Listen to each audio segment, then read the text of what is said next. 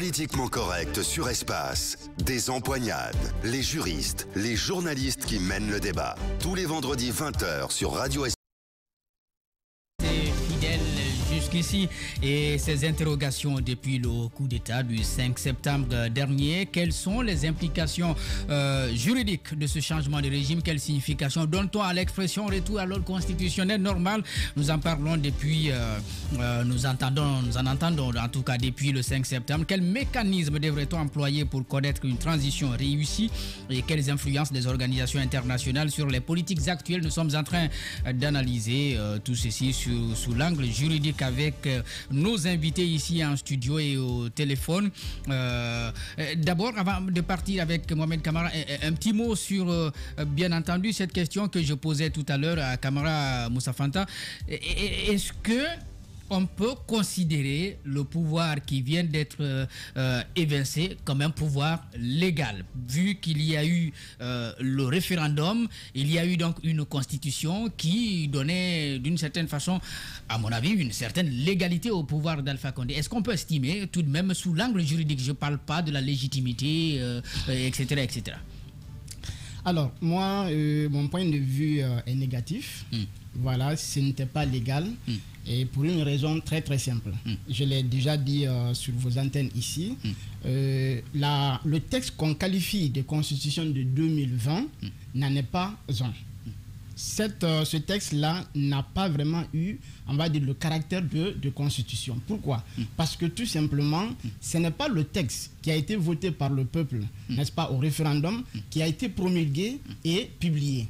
Par conséquent, c'est pour moi, juridiquement, on est toujours sous l'empire de la constitution de 2010. Et si on s'en tient à cette constitution, eh bien, le président Alpha Condé n'avait pas le droit de se présenter aux élections présidentielles, n'est-ce pas, qui l'ont propulsé, n'est-ce pas, au devant de la Chine. De manière assez claire, vous vous dites, on a soumis une constitution à référendum et ce n'est pas celle-là qui a été promulguée. Justement, parce que juridiquement, le texte qui a été voté au référendum aurait dû, en l'état, sans changement d'une seule lettre, aurait dû être celui qui aurait dû, n'est-ce pas, être promulgué et ensuite publié. Parce que sans publication, un texte juridique ne peut pas être opposé à un citoyen.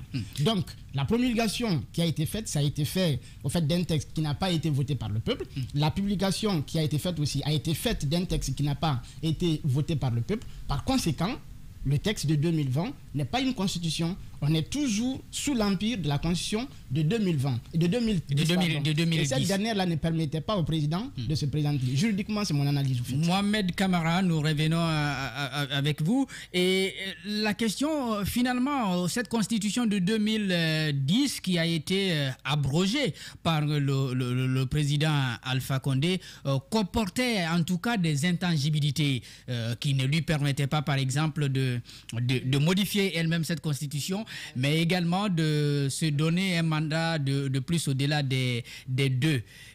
Qu'est-ce qui finalement donne la force à un texte qui garantit tout ceci, mais qui ne résiste pas à un président qui a envie de le changer, quoi qu'on fasse? D'abord, la question de la procédure.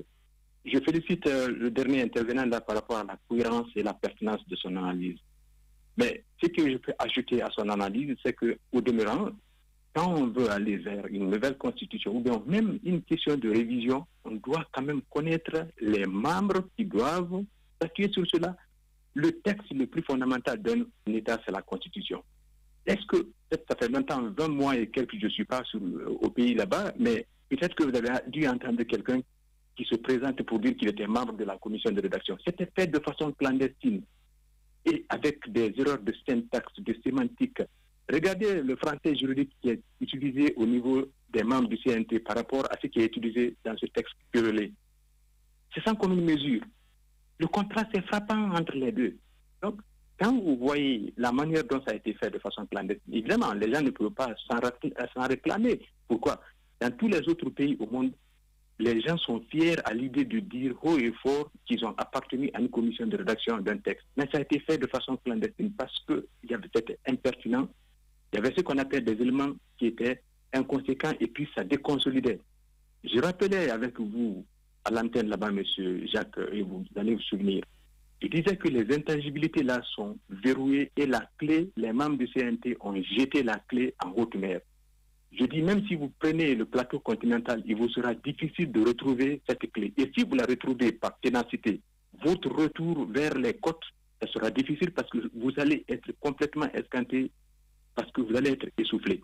Et ce qui arrive le plus souvent, dès que vous blaguez avec un article d'une constitution dans un pays, vous fragilisez les soubassements de l'édifice. Ce n'est pas bon. Finalement, est-ce qu'aujourd'hui, si j'ai bien écouté Dr Kourouma tout à l'heure, il disait ce n'est pas la constitution qui a été votée, qui a été promulguée, ce n'est pas la constitution qui a été votée, qui a été publiée au journal officiel. On peut donc estimer que l'abrogation n'est plus valable, l'abrogation, dit-on, de la constitution de 2010.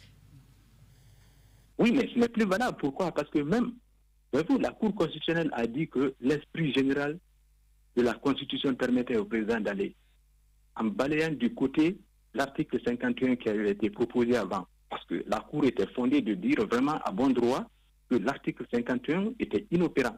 Il ne devrait pas tout s'appliquer.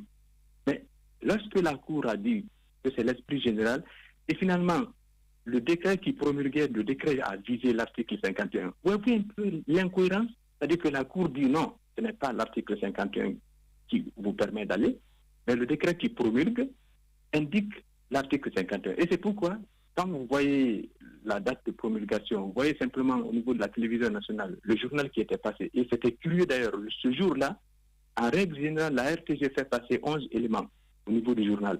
Et on fait passer le générique, les titres d'abord.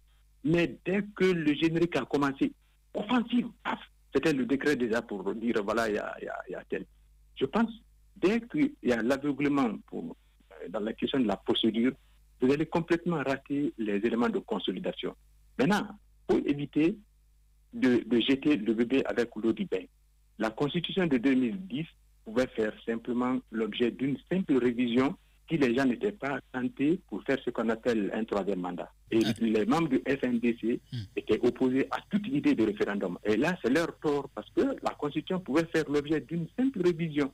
Maintenant, les FNDC campaient sur ces positions, sur cela, donc avaient tort pour dire toute idée de référendum. Le pouvoir, par contre, aussi était dans la dynamique, non pas de faire une simple révision, mais de faire un changement. Parce qu'il y avait l'idée saugrenue simplement de faire ce qu'on appelle un troisième. Donc, l'un dans l'autre, je pense qu'ils ont contribué à fragiliser les textes, et dès que c'est comme cela, automatiquement, les gens, le citoyen ne va pas continuer à respecter les textes de loi. Il va dire, oh, ici c'est la Guinée, oh, ici c'est la... Or, quand vous dites respecter les textes de loi, ça veut dire que Jacques Léva est en train de travailler. Le respect de la loi au niveau de Jacques, il doit être payé. Mohamed, on va vous reprendre tout à l'heure. Le temps pour nous d'aller avec Jean-Paul Lokotembeduno qui est donc avec vous là-bas en France. On va revenir en studio. Ali Mané, est-ce que finalement, même si vous avez dit en 2008, on est allé trop vite, et puis 2008-2009, disons, on est allé trop vite, mais on a eu quand même cette constitution. Est-ce que vous dites que c'est quand même un acquis? La constitution de 2008 déjà prêtait à confusion, parce que cette constitution n'avait pas été adoptée par référendum, ce qui était quand même à regretter.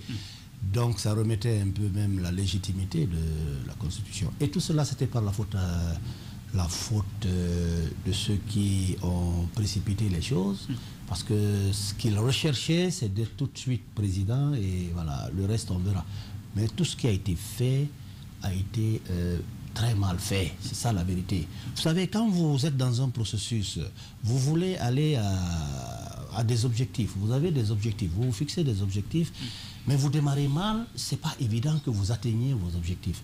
C'est ça qui est fondamental, c'est ce qu'il faut savoir aujourd'hui. C'est que la classe politique à l'époque s'en fichait pas mal que la constitution soit adoptée par voie référendaire. L'essentiel est que nous allions à des organisations, plutôt à l'organisation d'élections et d'élections présidentielles, principalement.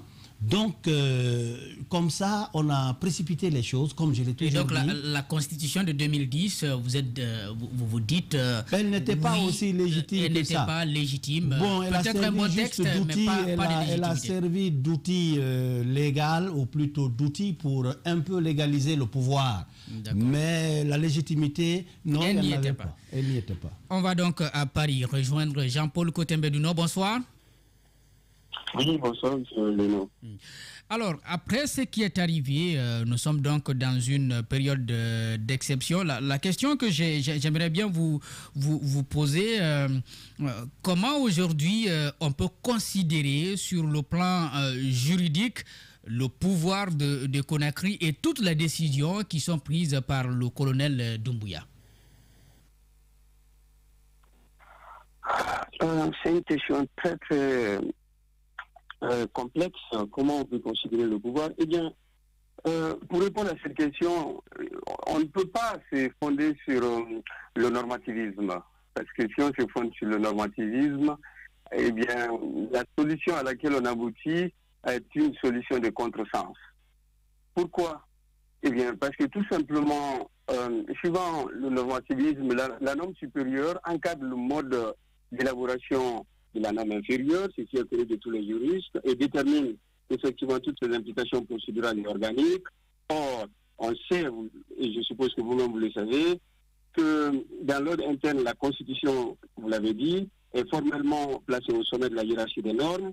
Il devient ainsi, en suivant ces schémas, difficile justement d'accréditer l'hypothèse que un militaire puisse adopter des actes de suspension de l'ordre constitutionnel. Et en ce sens, il me semble que vous comprenez bien que la conséquence qui en découle, c'est qu'en réalité, nous sommes dans une situation d'exception. On peut parler justement de l'interruption de l'ordre constitutionnel. Une fois qu'on a dit ça, il est intéressant, dans le contexte du constitutionnalisme africain et même européen en l'occurrence, de justifier la légalité justement de la rupture des ordres constitutionnels par une pensée qui est différente, qui n'est pas une pensée normativiste, mais plutôt la pensée décisionniste de Carl Schmitt. Alors, de manière très claire, le président, donc le président du comité national pour le rassemblement et le développement, qui prend déjà plusieurs décisions, finalement, il se réfère à aucun texte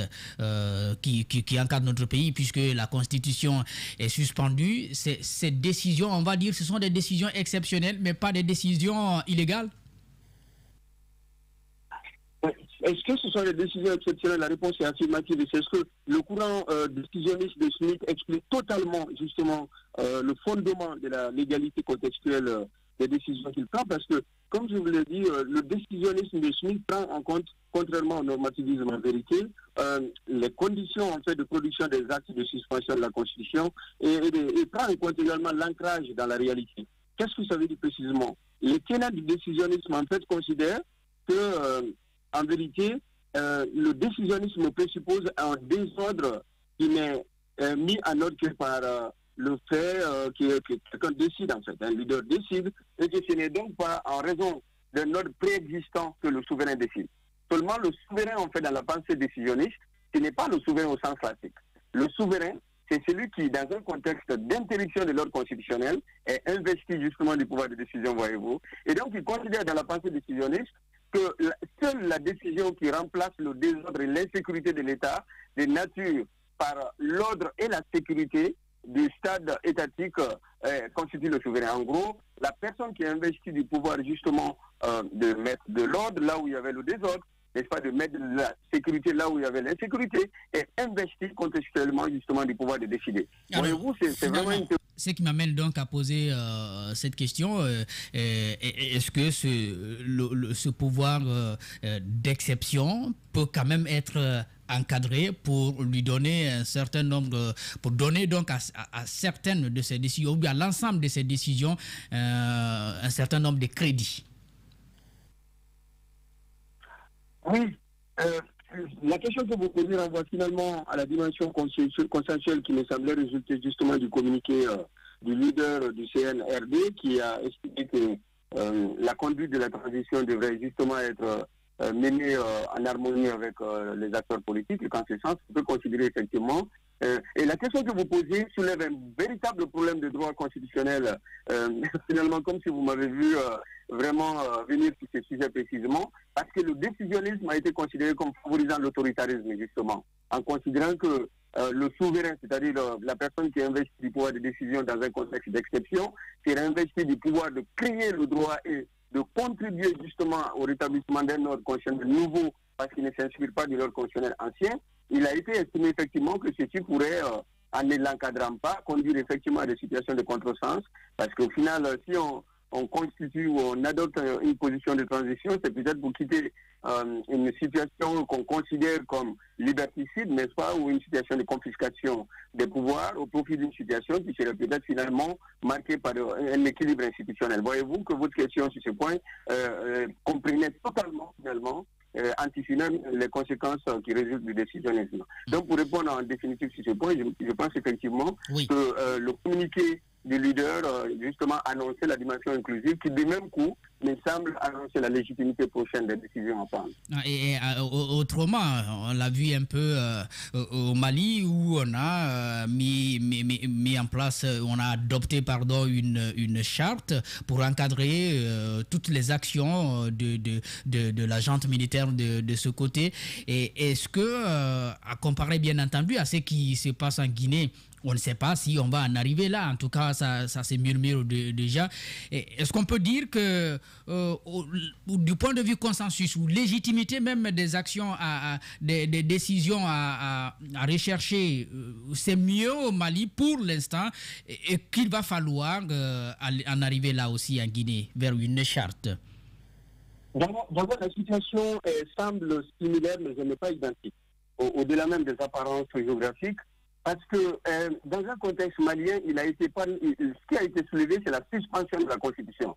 Je reviens sur cet aspect parce qu'il a soulevé quelques réactions de nos collègues. Dans un contexte guinéen, le président, en fait, de CNRD, je ne sais pas si c'est le leader ou le président, le colonel Doumbouya, a parlé de la dissolution de la Constitution. Donc le problème est plus grave. Eh bien, certains journalistes et certains commentateurs ont semblé estimer qu'ils devraient, au nom des précédents, parler de suspension de la Constitution. Seulement, il me semble que les analystes n'ont pas cherché à savoir est-ce que le leader, en parlant de la dissolution de la Constitution, entendait désigner la privation des effets de la Constitution, mais de manière temporaire. En répondant par la négative, peut-être devrait-il s'interroger justement sur quel est le phénomène que finalement le leader désignait. Eh bien, en vérité, quand on regarde la structure générale du discours du leader, on voit bien qu'il a envie de parler de l'extinction, de l'abolition, puisque les professeurs Ford et bien d'autres utilisent des termes absolument suivant une conception extensive. Le leader n'a pas du tout entendu suspendre la Constitution en vigueur, parce que finalement la différence c'est que la suspension laisserait poser l'hypothèse de son rétablissement. Il n'a tellement pas entendu parler de suspension. Il l'a supprimé, même tout simplement. annoncé la probabilité de l'adoption d'une nouvelle Constitution. Voyez-vous que dans ces conditions, l'étirement conceptuel, ce n'est pas du tout la suspension qui devrait être à la place de la dissolution. Il a entendu parler d'abrogation et quelqu'un me dirait peut-être, mais il ne peut pas abroger puisqu'il n'y a pas de constitution nouvelle. La question qu'on lui poserait, c'est de savoir, mais est-ce qu'il peut suspendre? Est-ce qu'un militaire a investi le pouvoir de suspendre la constitution? Il me semble qu'en répondant par la négative, vous comprendrez peut-être que lorsqu'on est dans une période d'exception, le militaire qui a pu suspendre un ordre constitutionnel est absolument investi justement du pouvoir de rompre l'ordre constitutionnel, y compris de manière définitive. Puisque, en définitive, je termine sur ce point, la question de savoir est-ce qu'il peut rompre définitivement l'ordre constitutionnel est distincte de la question des conséquences juridiques qui en découlent.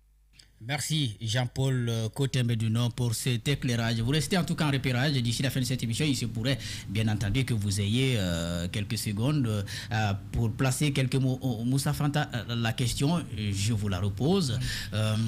Nous avons donc cette situation, parce qu'il a évoqué la question que je lui posais, c'était de savoir est-ce que finalement il va falloir partir vers une charte. Il nous laisse entendre le Mali, on a suspendu la Constitution.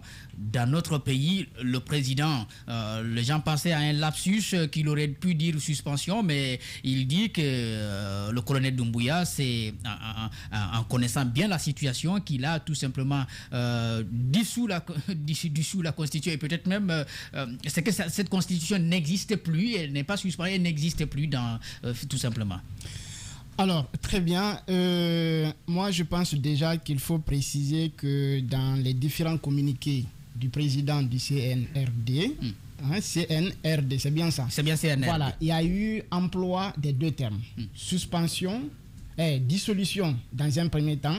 Et ensuite, je ne me rappelle pas le numéro du communiqué, mais dans un des communiqués tout dernièrement, il a parlé de suspension de la Constitution. Alors, juridiquement, moi je me dis que le colonel n'a pas le moindre droit, bien que nous soyons dans une situation exceptionnelle, de dissoudre la Constitution. Ce n'est pas possible. La Constitution émane du peuple, il revient au peuple de la remplacer par une autre Constitution. Sauf que c'est une Constitution dont vous nous parliez tout à l'heure qui n'existe pas. Moi, je parle de la Constitution de 2010. Mais nous n'étions plus là parce que elle a été abrogée, celle-là. La Constitution de 2010 pour moi, a été abrogée par le président Alpha Condé. Pour moi, la Constitution de 2010 n'a pas été abrogée pour la simple raison que la procédure qui devait être respectée ne l'a pas été. Donc, en l'état, pour moi, en tout cas, ce que j'ai compris, la Constitution voilà, à laquelle le lieutenant fait allusion, celle de 2020, est tout simplement suspendue. Et le mot a bel et bien été prononcé dans un des derniers communiqués.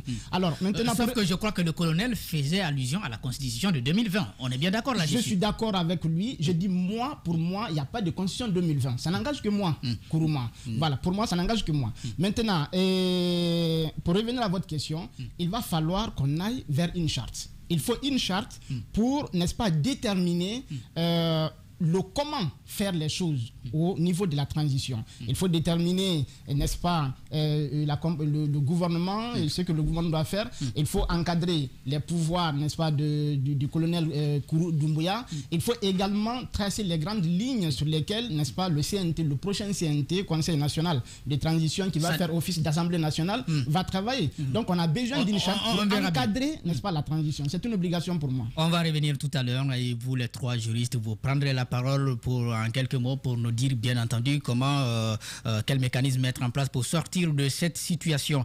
Nous partons à Washington, rejoindre Boubacar Diaby. Boubacar Diaby, bonsoir. Bonsoir mon frère. Bienvenue à cette émission. Vous êtes expert en sécurité internationale.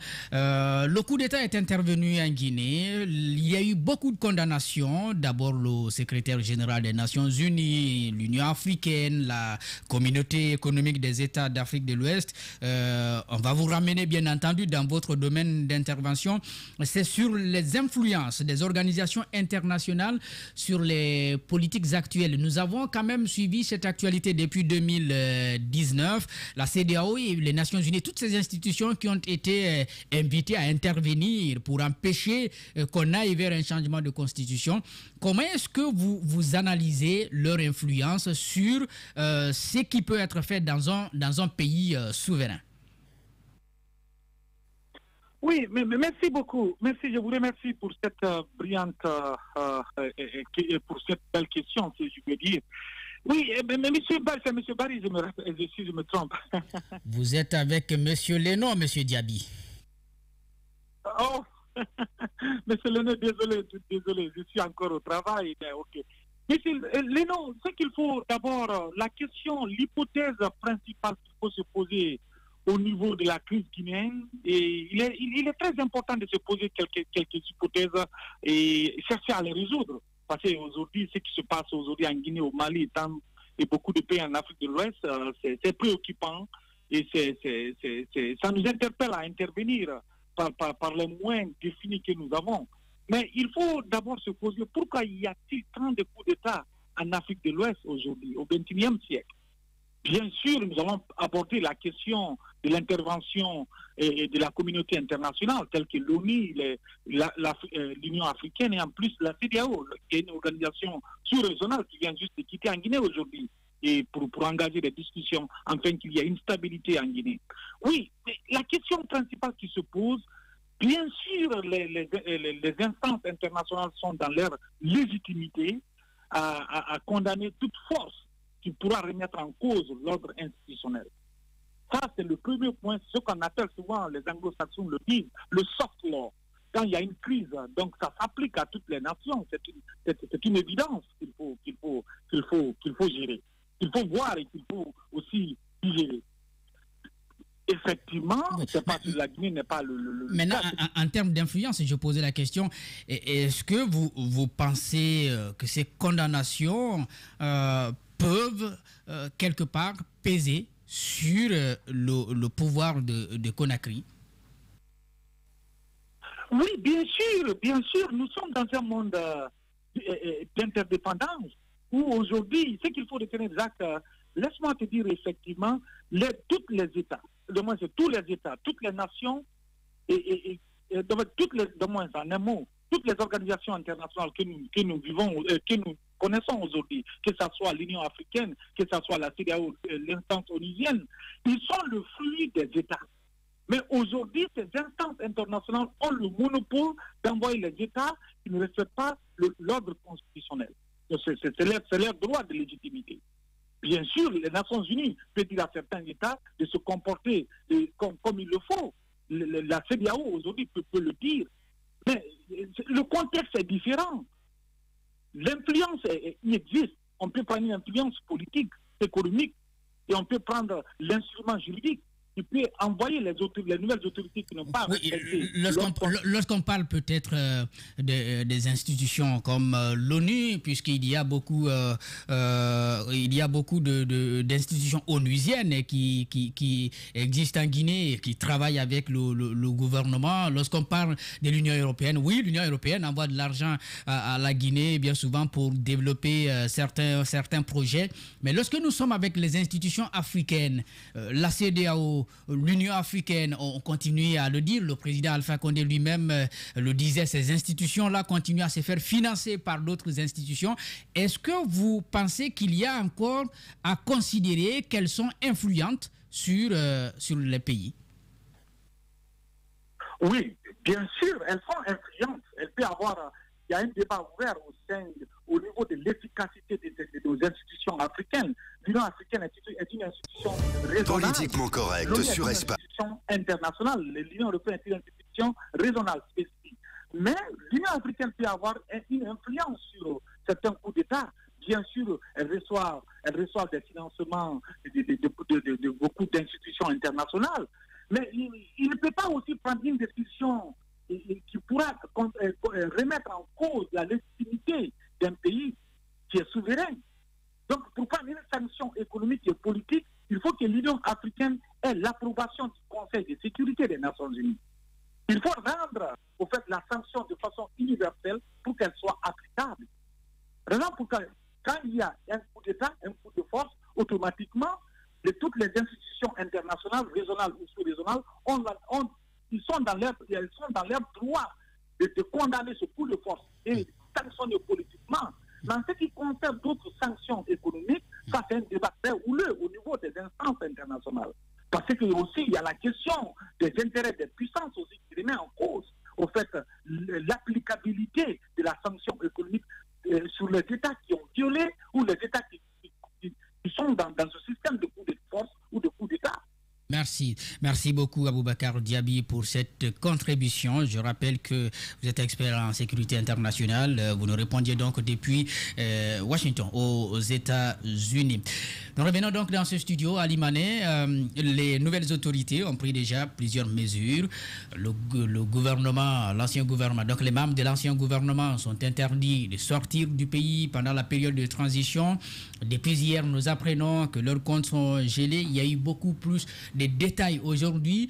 Cette mesure est élargie aux directeurs de certaines régies financières, ou bien de toutes les régies financières et de leurs adjoints, mais également les DAF.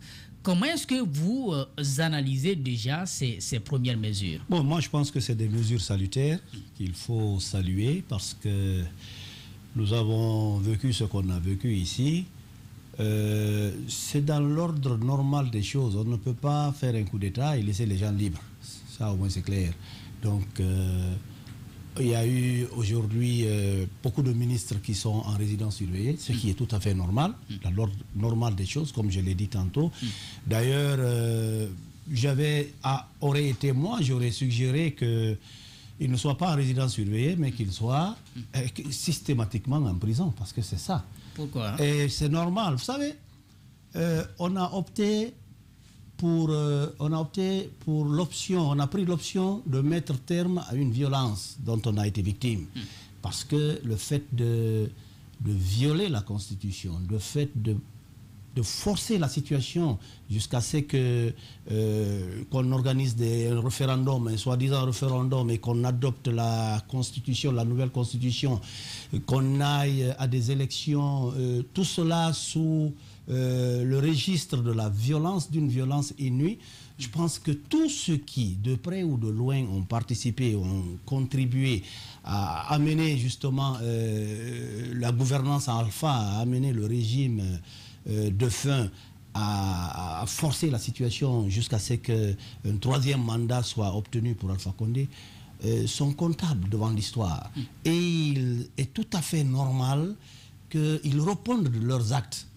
Ce n'est pas interdit que des gens qui ont cautionné la violence, que des gens qui ont cautionné le mal, donc des malfaiteurs, soient mis en prison.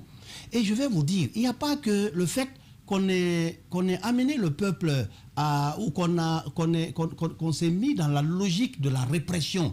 Il y a aussi le fait que il y a eu des détournements de deniers publics ici. Il y en a eu. Et c'est devenu une espèce d'arrogance de la part de certains ministres qui se bombaient, qui se tapaient la poitrine pour dire qu'ils sont millionnaires en dollars ou en euros dans cette misère noire des populations guinéennes. Moi, je pense que ces gens-là doivent répondre de tous ces actes. Donc, le premier aspect, le fait qu'on ait aujourd'hui gelé leur compte est une décision plus que salutaire. Mais que nous ne nous limitions pas qu'à cela. Il faut leur rendre gorge, leur faire rendre gorge. Ça, c'est extrêmement important. Et ça doit d'ailleurs, ça ne doit pas se limiter qu'au professeur Alpha Condé ou à ses anciens ministres. C'est à l'ensemble de tous ceux qui ont favorisé l'émergence de ce système. Et repartir un peu en arrière encore pour, comme je l'ai dit à l'entame de cette émission, faire rendre gorge à tous ceux qui ont amené ce pays dans la situation que nous sommes en train de vivre maintenant. Depuis 2007, les assassinats qu'il y a eu ici, hein, les massacres qu'il y a eu, les massacres du 28 septembre, les massacres que le professeur Alpha Condé avec son groupe ont organisés ici, tout cela doit être mis au clair. C'est sur cette base saine seulement qu'on pourra dire Alhamdulillah. Sinon, si tout cela encore est camouflé et qu'on passe tout cela, comment je vais expliquer, qu'on ne prenne pas tout cela en compte, qu'on fasse table rase de tout cela, moi je pense qu'on serait parti encore du mauvais pied. Et ça, que Dieu nous en préserve. Alors, Moussa Fanta, nous étions en train, vous l'aviez déjà commencé, vous aviez introduit ce qui doit être fait pendant cette transition et peut-être pour sortir de la transition. Vous avez commencé par dire il nous faut une charte. Oui. Très bien, oui, bien sûr. Il nous faut une charte. Je pense que M. Kotebenduno a été très précis sur la nature, n'est-ce pas, des décisions que le CNRD est en train de prendre en ce moment. Nous sommes dans une période d'exception. Alors, c'est comme si on vous disait qu'on était face à un cas de force majeure qui est irrésistible en amont et en aval et qui est aussi imprévisible. Donc, on va voir les choses ainsi. Mais cela ne conditionne ou, n'est-ce pas, ok. Cela, au fait, ne valide que la prise du pouvoir, en quelque sorte. Donc, il faut une charte pour pouvoir réglementer le cours de cette transition. C'est très important. Il faut que la charte détermine, par exemple, le nombre de personnes qui doivent être au niveau du CNT. Il faudrait que la charte détermine, n'est-ce pas, la durée de la transition. Il faut que la charte détermine le quota de répartition de ceux qui vont composer le CNT, etc., etc. Donc, c'est très important qu'il y ait... Au fait, c'est en quelque sorte un encadrement. Un encadrement de... Et donc, de la transition. À mon avis, il nous le faut. Et donc, après la mise en place du gouvernement, qui est un des instruments phares de la transition, il va falloir d'abord faire face, n'est-ce pas, à cette constitution. Il faut qu'on ait une constitution. On va aux élections législatives et on termine par les élections présidentielles. Alors, Mohamed Kamara qui revient, la question c'est donc sur les mécanismes qui doivent être employés pour sortir de cette transition. Vous êtes d'accord aussi qu'il faut encadrer cette transition et en termes d'instruments à mettre en place, lesquels vous conseillerez à la junte? Oui, il faut toujours encadrer parce que vous savez, le droit doit tout encadrer. Donc, il faut préalablement une charte qui indique le calendrier, la durée de la transition, ensuite les organes et la mission qui va être dévolue à chaque organe. Il faut bien prendre garde d'éviter ce qui s'est passé sous le capitaine Dadis, qui par ailleurs était très sincère, mais qui avait toujours été mal conseillé après que les conseillers sincères soient passés. Donc, on était allé du côté de Ouagadougou de 101 personnes, ils sont allés de compromission en compromission jusqu'à 159. Il faut éviter ce type de conciliabule au niveau de la manière guinéenne. Deuxièmement, il ne faut pas seulement penser à la question de l'adoption d'une constitution. Il ne faut pas faire table rase, il faut prendre les acquis qui sont là. Mais ne pas faire seulement de cela une affaire de juristes. Il faut associer des journalistes, des anthropologues, des sociologues, des historiens, des économistes et même des experts en planification stratégique. Vous allez me poser tout cela la question, quel est le délai que cela va prendre? Je ne peux pas être capable de répondre seulement. Il faut éviter deux extrêmes. La précipitation, il faut l'éviter. Durer dans le temps, alors que transition veut dire en latin être de passage. Donc c'est une structure de passage, c'est une période de passage. Alors donc il faut aussi faire ce qu'on appelle une étude d'impact des lois. Pour savoir, bon, on veut prendre tel article, on veut mettre telle institution en place, quel va être son coût financier? C'est le rôle des économistes. La planification stratégique ne va pas seulement intéresser que les juristes. Donc les experts en planification stratégique peuvent guider ce qu'on appelle la junte pour ne pas succomber à l'urgence. Parce qu'il faut aller de pas à pas, de sorte que les civils qui vont venir à la suite, enfin à la fin de cette transition, que ces civils-là puissent mettre en application les textes et que la culture du civisme soit là et la culture du droit. De sorte que même quand un chauffeur de taxi voit c'est-à-dire une mallette d'argent dans son taxi, oubliée par un passager, on crée par exemple ce qu'on appelle un service des objets perdus. C'est-à-dire le civisme va être là de sorte que les gens vont être à l'aise. Et les partenaires étrangers aussi doivent aider aussi la gente de manière à ce que la mission soit une réussite. Donc il ne faut pas succomber à l'urgence. Il ne faut pas du tout confier à la junte ce qu'on appelle une mission de développement. C'est une mission de mise sur les rails de l'état de droit et les fondamentaux. Les civils qui vont venir maintenant vont s'occuper de la question du développement parce que chacun doit jouer son rôle. Maintenant, des autres instruments, il y a deux types d'instruments. Il y a ce qu'on appelle les ordonnances, donc tout ce qui peut être en termes normatifs, parce que c'est la période d'exception. Seulement, on ne nomme pas par ordonnance. Donc il peut agir également par décret parce que l'ordonnance est infraconstitutionnelle, mais supra-décrétale, c'est-à-dire inférieure à la Constitution qui est suspendue déjà. Bon, ensuite, mais supérieure au décret.